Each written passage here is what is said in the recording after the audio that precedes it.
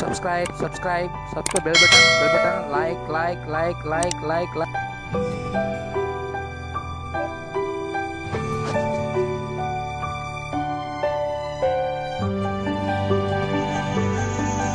அனைவருக்கும் வணக்கம். நம்மளோட தேர்தல் நிகழ்ச்சியில நாங்கள் இன்னைக்கு பார்க்க போற இடத்தை பார்த்தீங்கன்னா, குடியிலிருந்து பன்னிமலை தாண்டி வரப்பாளையம் என்ற ஊர்ல இருக்கிற பொன்னூற்றம்மன் கோயில் பத்தி தான் நம்ம பார்க்க போறோம். இந்த பொன்னூற்றம்மன் கோயில் வரலாறு பார்த்தீங்கன்னா, பொன்னம்மான்னு சொல்லி ஒரு குழந்தை ஆடு மேய்ச்சிட்டு இருக்கும்போது இந்த காட்டு வாங்க துரத்துறதுனால மேலே குகையில அவங்க அம்மனை ஐக்கியம் ஆயிட்டாங்கன்னு சொல்லி சொல்றாங்க. நம்ம அதை பத்தின வரலாறு என்ன, உண்மையான சம்பவம் என்னன்னு பார்க்கறதுக்கு நம்ம மேலே போகலாம். இங்கிருந்து மேலே போகிறது பார்த்தீங்கன்னா கீழே செக் போஸ்ட் இருக்கும், ஒன்றும் பிரச்சனை இல்லை, எப்போ வேணாலும் அலோவ் பண்ணுறாங்க. மேலே போயிட்டு அங்கே வழுக்குப்பாறை இருக்குது, வழுக்குப்பாறை சொல்லியிருக்கிறாங்க, ஃபால்ஸ் இருக்குது, வேற என்னென்ன தெய்வங்களுக்கு பிரகாரங்கள் அங்கே இருக்குன்னு சொல்லி போட்டு நம்ம மேலே போய் பார்ப்போம். வாங்க போகலாம்.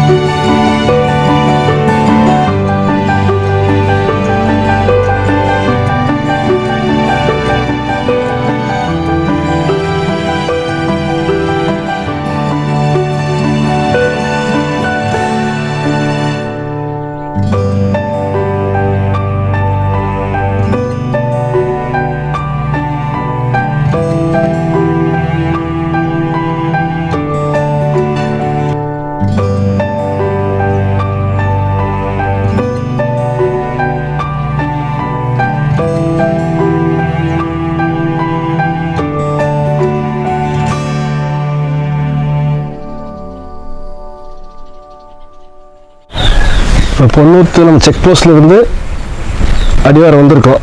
இதுக்கு மேலே வண்டி போகாது.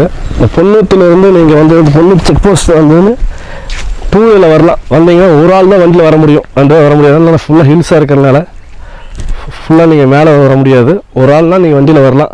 அதுக்காக இப்போ இங்கே நிறுத்திட்டு இங்கேருந்து நீங்கள் நிறம் தான் மேலே போகணும். நம்ம இன்னும் மேலே போயிட்டு அந்த கோயில் ஊற்று, அப்புறம் இப்போது பசங்கள்லாம் வரலையில் பார்த்தோம், நிறையா ஃபால்ஸ் இருக்குன்னு சொல்கிறாங்க, அதை பார்க்கணும்.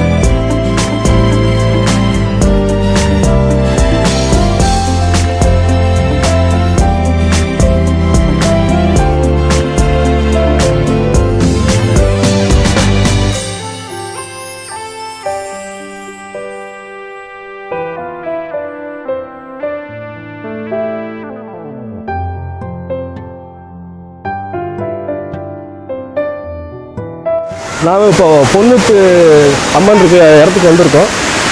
பொண்ணுத்து அம்மன் கோயிலுக்கு போகிற வழி கீழே இறங்கி அந்த குகைக்குள்ளே தான் போகணும். பார்த்தீங்கன்னா ஃபுல்லாக வீட்டுக்குள்ளே போகிற மாதிரி இருக்குது. அது இல்லாமல் இன்னும் மேலே வந்து பார்த்தீங்கன்னா விநாயகர், முருகன், சிவன், குபேர், ஆஞ்சநேயருக்கு உண்டான திருக்கோயிலில் பிரகாரம் இருக்குது. அங்கே பார்க்கலாம். கீழே பொண்ணுத்தம்மன் கோயிலுக்கு போகிற வழி இந்த வழி. இந்த பொண்ணுத்தம்மனோட சிறப்பு என்னென்னு பார்த்தீங்கன்னா ரெண்டே விஷயம். ஒன்று வந்து தொழிலுக்காக வந்து தொழில் முடக்கம், வேற ஏதாவது குடும்ப பிரச்சனை யாராக எதுவாக இருந்தாலும் இங்கே வந்து சாமி கும்பிடலாம். ரெண்டாவது வந்து குழந்தை பாக்கியம் இல்லாதவங்க வந்து பார்த்திங்கன்னா இந்த பூவாச மரத்தில் வந்துட்டு தொட்டில் கட்டலாம், கண்டிப்பாக குழந்தை பாக்கியம் கிடைக்கும்னு சொல்லி ஐதீகம். இந்த ரெண்டு சிறப்பு வாய்ந்த கோயில் தான் இந்த கோயில் ஒரு பெரிய விஷயம். ரெண்டாவது இன்னும் பார்த்தீங்கன்னா இந்த 2 நாளாக தான் தண்ணி வர ஆரம்பிச்சிருக்கு. ஒரு 3 மாதத்துக்கு அதாவது பொங்கல் வரைக்கும் இந்த தண்ணி இருக்கும் அப்படிங்கிறாங்க. குடும்பத்தோடு வரவங்க யாராக இருந்தாலும் தாராளமாக வந்து இங்கே வந்து 1 டே பிக்னிக்கோ இல்லை இந்த கோயிலுக்கு வந்துட்டு தாராளமாக வந்து நீங்கள் வந்து பார்த்துட்டு கும்பிடலாம். இப்போ நம்ம உள்ளே போகலாம், சாமி பார்க்குறதுக்கு நம்ம உள்ளே போகலாம்.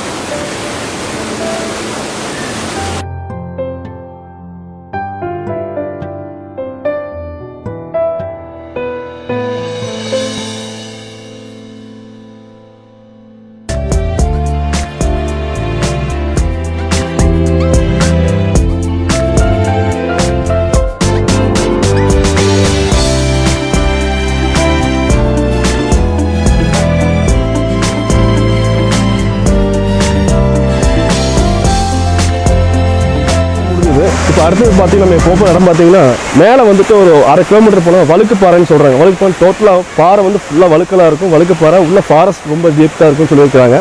ரெண்டாவது இன்னொரு விஷயம் என்னென்னா மணி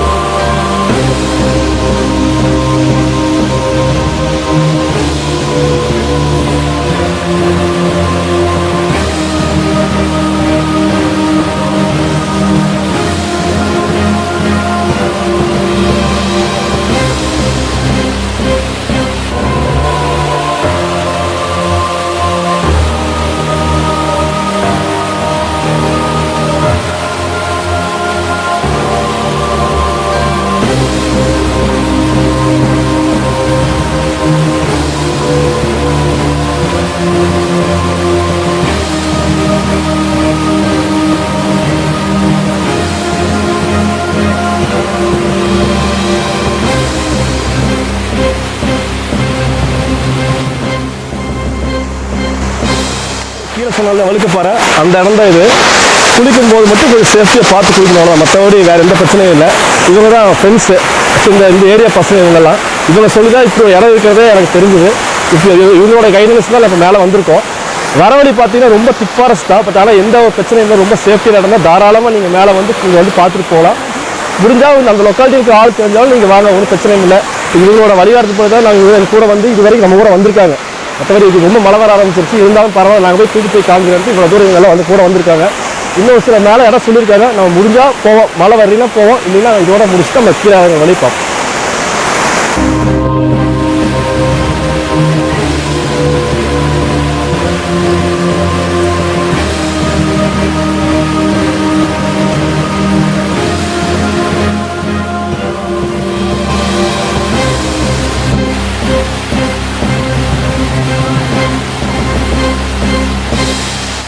வணக்கம்.